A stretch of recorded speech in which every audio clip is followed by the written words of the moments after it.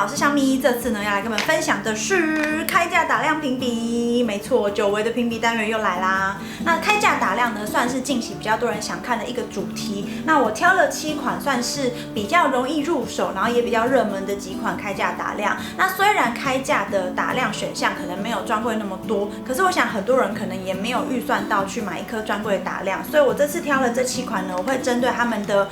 粉质细致度、亮度、持久度做一个简单的评分，然后也会在手上跟脸上做刷色。OK， 那如果有兴趣的话，我们就一起看下去吧。好，首先第一款打量呢是这个 Innisfree 的 My Palette 我的打量饼。那这颗打量饼呢，它其实有出2个色号，1号跟2号。那我买的1号是比较稍微偏暖色调一点的杏色。那包装就是做这样小小的亚克力盒装，所以我觉得携带算还蛮方便的。打开里面就长这样子。那这颗色调呢，我个人还蛮喜欢，所以它没有特别偏冷，也没有特别偏暖，所以比较不会限制肤色使用。那也算是我今天介绍7颗打量中使用频率最高的一款。在粉质细致度的部分呢，我会给它到5颗星，因为它算是我今天介绍所有里面粉质最细致，然后它相对因为细致，所以比较不会显毛孔。至于亮度的部分呢，我会给它大概3颗星左右，它算是中等偏上一点点的亮度，就是它不会很嚣张、很夸张的闪，可是也不会低调到好像刷上去什么都没有的感觉。它就是一个我觉得算是蛮适合日常使用的打亮。那在第3点持久度的部分呢，我会给它到4.5颗星的分数，因为我觉得它的持久度可能因为粉质比较细，所以也自然比较贴合肌肤，大概上妆6到8小时持妆度是没有什么太大的问题的。所以这颗表现平均下来呢，算是我自己私心比较喜欢的一款。再来第2款呢是 ZA 的时尚小颜夹彩，它的色号是5号6月新娘。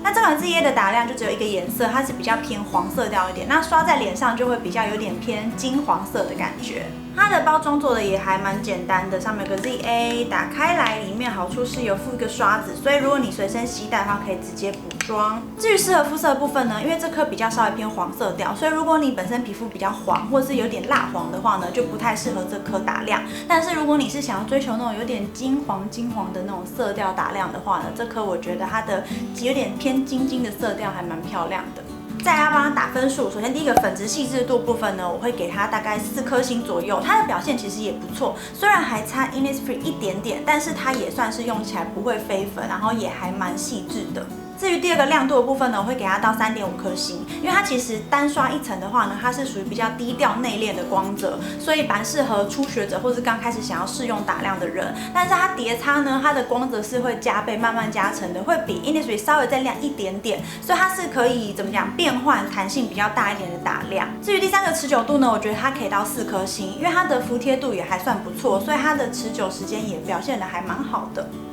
再来第3样呢是 Excel 的金钻亮彩饼，那它色号是1号晨雾粉红。那这个它有出3个色号，有偏粉的，然后偏黄的，还有偏蓝的。那这个1号它稍微是比较银白色，然后带粉色调。那包装的话呢，它一样是这种透明亚克力，上面写 Excel。那打开来里面有附一个斜角刷，然后中间有垫片，里面是打亮饼。然后仔细看它打亮饼是有做这种菱格纹的浮雕切面，还蛮精致的。那它这个色调虽然是银白色为主，但是因为它稍微带一点粉色调，所以我觉得中间肤色或是偏白一点的肤色的人都可以使用，比较没有那么大的肤色限制。至于第1个粉质细致度的部分呢，我会给它3.5颗星，因为我觉得它的细致度仔细去比划，可能没有刚刚 ZA 或者是 Innisfree 那么的细，但是它也没有到颗粒很大。那第2个亮度的部分呢，我会给它4颗星，它的亮度其实还蛮闪的，因为一开始我买这颗 Excel 的打亮，我会想说日系的打亮应该都是比较温和，比较不会那么夸张，就一刷上去有吓到。它的打亮是珠光中，然后仔细看会带有一点点小小的亮粉感的。那这颗也是今天介绍7款中它的亮粉感最明显的，不是颗粒感哦，是亮粉感，就是它仔细看会有那种小小一颗一颗在闪烁的感觉。所以如果你喜欢高调光泽感的话，这颗就是够闪，存在感够强。只是唯一要注意的是，就是小心不要下手过重，不然会太亮。在第3个持久度的部分呢，会给它3.5颗星。它的持久度表现我觉得算是中等，可能因为它有一些亮粉，所以时间拉长，它的那个亮度就不会像刚上妆那么的亮，所以我给它大概中间的分数。再来第4样呢是 Canmake 的脸部修饰蜜粉霜，那这颗它适合做打亮的有1号跟5号，那我手上这颗是5号，比较稍微带暖色调一点点，那1号呢是比较偏白，所以我觉得可能适合肤色更白皙一点的女生。那它的包装是这次分享里面最轻巧的一款，它就是小小的，里面有饼也有刷，打开呢它的打亮是也有做这种菱格压纹设计，那它的这个刷子我觉得算是还蛮舒服，好像是马毛做的，所以会比较柔软，不会扎肤。那它这颗色调虽然也是稍微带一点黄色调，可是比起这个 ZA 呢，它就没有那么夸张的黄，所以这颗我觉得算是一般肤色也都可以使用。至于第一个粉质细致度的部分呢，我会给它4颗星，它的粉质其实算是服帖度也很不错，然后算是不太显毛孔的。再来第2个亮度的部分呢，我会给它2颗星，它不是走那种亮度很夸张的路线，它是比较适合日常的，所以如果你今天是比较淡妆，你又想要上一点点打亮的话，这款就非常适合，因为它就是淡淡的，然后帮你增加一点脸上的那种立体度，甚至有些人可能喜欢在 T 字部位稍微加强你脸上的立体度啊，太亮的打亮反而会让你看起来有点偏向油光，或是怕显毛孔，这时候这一款我觉得它就比较适合拿来做一些 T 字部位，像山根这边的打亮。再来第3个持久度的部分呢，会给它3.5颗星，它的表现就是中规中矩，但是没有刚刚的 ZA 或是 Innisfree 那么的持久到令人惊艳这样子。再来第5款呢是 Maybelline 的炫色金属光打亮笔，这颗我记得没错的话，它只有出1个颜色，然后好像只有宝雅在卖。如果你有在其他地方有看到的话，可以在下面留言跟大家分享。那它包装设计呢，你会发现欧美的打亮都做的比较豪迈，蛮大颗的。这颗有6.7克，那打开来呢，里面是有做这种正方形的压纹。那它的色调很明显，一看就是稍微偏古铜带金色，所以我觉得还蛮适合你平常比较喜欢欧美妆容的人，或者是健康肤色的人都蛮适合这一颗的。那至于第1个粉质细致度的部分呢，这颗其实我大概只会给它2颗星，因为它的粉质细致度算是我今天介绍的7款打亮中，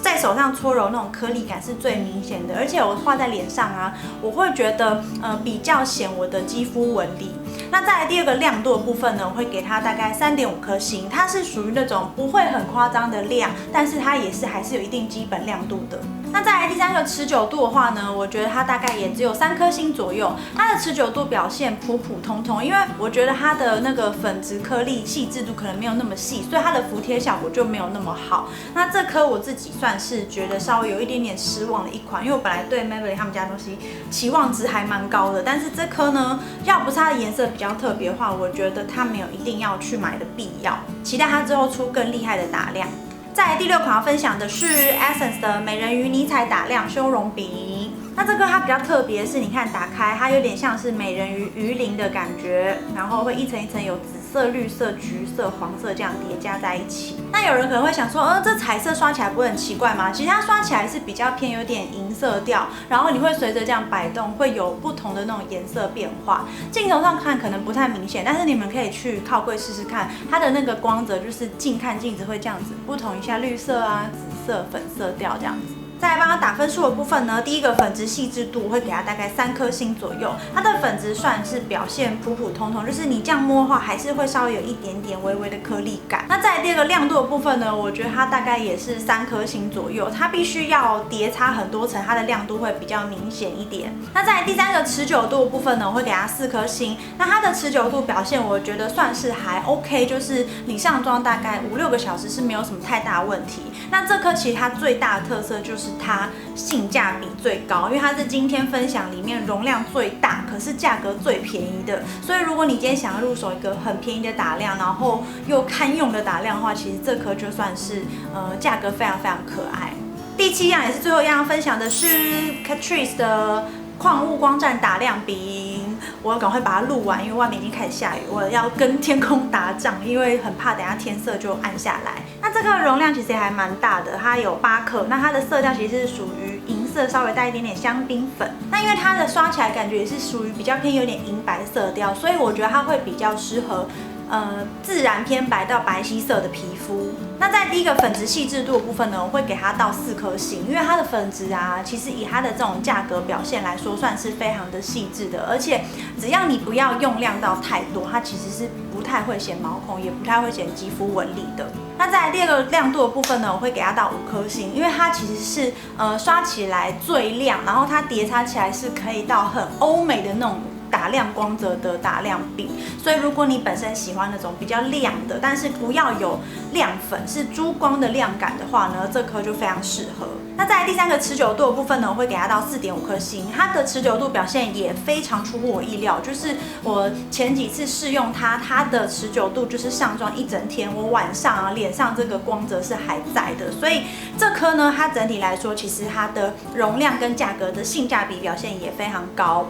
好，那以上就是这次7款开价打亮的评比，然后还有他们的一些优缺点的特色分析。那我在讲解的时候，每一款都有上他们在脸上来给你们做参考。虽然可能镜头上没有办法像实际去靠柜啊，你可能看得出它的粉质细致度什么，可是至少你上在脸上，大家可以参考它的亮度啊，然后它的色泽等等，就是希望可以给大家最实质的帮助。那有任何问题一样可以在下面留言给我，或者是下次你想要看什么评比的话，也都可以留言跟我说。好，那就这样啦，希望你们会喜欢这次影片，别忘了帮我一个喜欢，然后记得订阅我的频道，可以点这边。那我们就下次见，拜拜。